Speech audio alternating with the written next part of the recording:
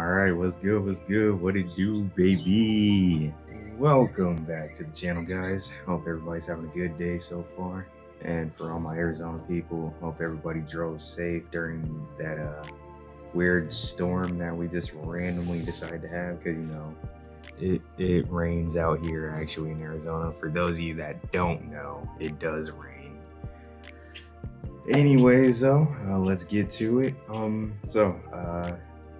Background for this, I was actually working on my top 10 shoes of the year. More on that at the end of this video. But anyways, I came to Travis Scott's One High specifically, and then I started thinking about, well, how is his deal with Nike? What do I personally think about it? Then I more so wanted to ask everybody else, what did they think about it? There are a lot of good points that I got from asking people about Travis Scott's deal. My personal opinion, I actually like his deal. Now, don't get me wrong, I hate that his shoes are attracting people that aren't even sneakerheads to go after his shoes, but then also it's kind of a good thing too, especially with what he's trying to do now. By making them a lot easier for everybody to have a chance at copying them. Me, I actually don't have a pair, and if I did, it would have to be his Jordan 4s, the Houston Oilers colorway, just because me personally, that's my favorite out of all of these. I mean, if I had to rank them, it has to go his Jordan 4s, the Houston Oilers ones, just because we haven't seen a Jordan 4 colorway like that in a very long time. And just that's the one that truly stuck out to me the most. Plus, also, I'm biased. The Jordan 4 is my favorite Jordan. So it'd have to be those. I'd probably have to say second would have to go his One Highs. I mean, even though I think the backward swoosh is a bit overhyped, it still is phenomenal because not too many people get to have that much say on a shoe. I mean, heck, we talked about it with Virgil Abloh and Sean Weatherspoon, how Nike would not give them as much control, even though I would say, or even Kanye too, actually. I would still say Virgil still got the most creative control over everybody. And that's how he kind of opened the gateway for Travis Scott's deal now. Anyways, I'm rambling on. Number 3, it probably have to be the newest Air Force I just dropped. Now, y'all know me. I don't like Air Force Ones. I just don't. But those were actually pretty cool. I mean, that zipper part, it actually stuck out to me a little bit. Like me personally, I would leave it on. I know a lot of people take it off, but me, I would leave it on just because it's different. Number 4 would probably have to be his 6 that just dropped. I mean, don't get me wrong, the yellow one that's been getting leaked, I like it way more than this olive colorway, but it's cool though. I mean, it's different, but the yellow one's just better.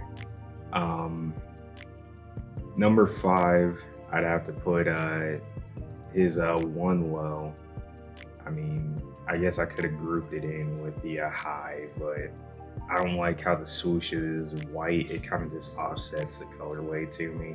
And then number 6, I'd have to give to his first Air Force. I mean, quite frankly, it was just so basic to me. I did not care about it at all. But anyways, on to his deal. So, I mean, we've seen Kanye had a deal, Virgil had a deal, Sean Weatherspoon had a deal for a minute, and I'd probably say Travis is so far the second one to really have true creative control in some cases. I mean, that backward swoosh, we have never seen that before. Like, heck, he had to fight Nike pretty hard to even do that because they were not going to do that for any other shoe. Plus, also, if you look at his Jordan 1s, his logo, the Cactus Jack logo, is right next to the Nike sign. Nike has only done that a few times at most. Like, heck, actually, I take that back. He might be the first one to have done that. Now, overall, I'd say he definitely is winning right now. Definitely, if it was not for Virgil, though, with him getting to reconstruct all those shoes, Travis Scott wouldn't have a deal like this if it was not for Virgil starting it off. Now, he's not up to Jerry Lorenzo's status in my book, because, I mean, Jerry Lorenzo's Fear of God 1, that's a whole new silhouette. So that's like on a whole nother level. He's pretty close, but I mean, overall though, Jerry is all-time go when it comes to having a deal with Nike. Overall, trying to cop the shoes, I would say I like how Travis is doing it, because I mean, for all of us that do know, it is very hard to obtain a pair of his shoes. Like, I mean, I remember when it first started with the Air Force and then the Jordan 1 high. Like, I mean, the original Air Force, the white one, I believe, I can't really say how much they're going for resale right now. Could be thousands. The Jordan 1 high is definitely going for thousands. Like, literally, I've only seen a handful of them myself. I mean, heck, my boy actually has a pair, and then another friend of mine actually just caught the newest Air Forces, which I'm kind of mad I didn't wake up in time for.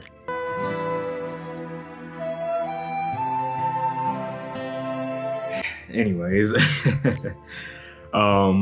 yeah, but I mean, I heard that those were like the newest Air Force Ones. There was about 100,000 pairs, and he even did it on his website to where you could sign up on the website to get notified to see if you would win. So kind of like a sneakers app type deal.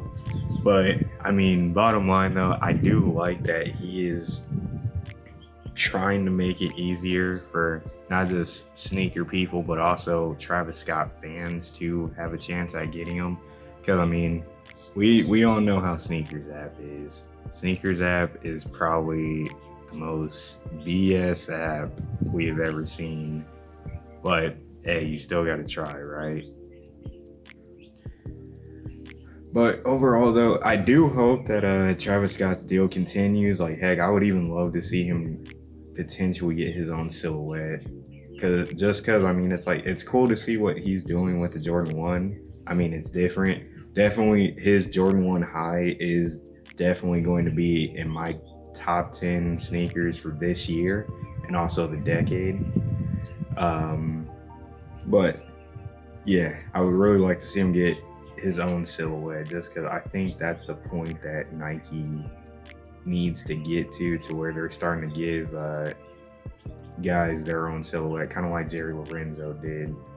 Quick update, just about the top 10 sneakers of this year and also the potential of this decade video. So I am currently getting 4 other people to do it with me. We're gonna do a panel type video, kind of like Complex Con does. That's probably gonna happen like the last few weeks of December, just because we want to make sure we don't miss too many shoes that'll drop. Personally, that's what I don't like about Complex Cons. I feel they do it a little bit too early.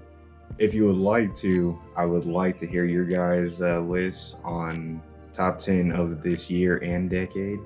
So definitely drop a comment down below. I definitely want to take a look at them. I definitely want to hear your guys' opinions. Honestly, I'll tell you my number one, the Nike Yeezy, the Red October specifically. But that's all I'm gonna say for now. Anyways, hope everything's been good with you guys. Thanks again for tuning in. I'm gonna try to get better with posting. It's just kind of hard trying to figure out what to do next. But as always, though, appreciate the support. Uh, ask that you drop a like. Car alarm. Ask that you drop a like on the video and also share it around with people. I would like to hear opinions on Travis Scott's deal and also top 10 sneakers of this year and decade. Until then, though, y'all stay blessed and take it easy.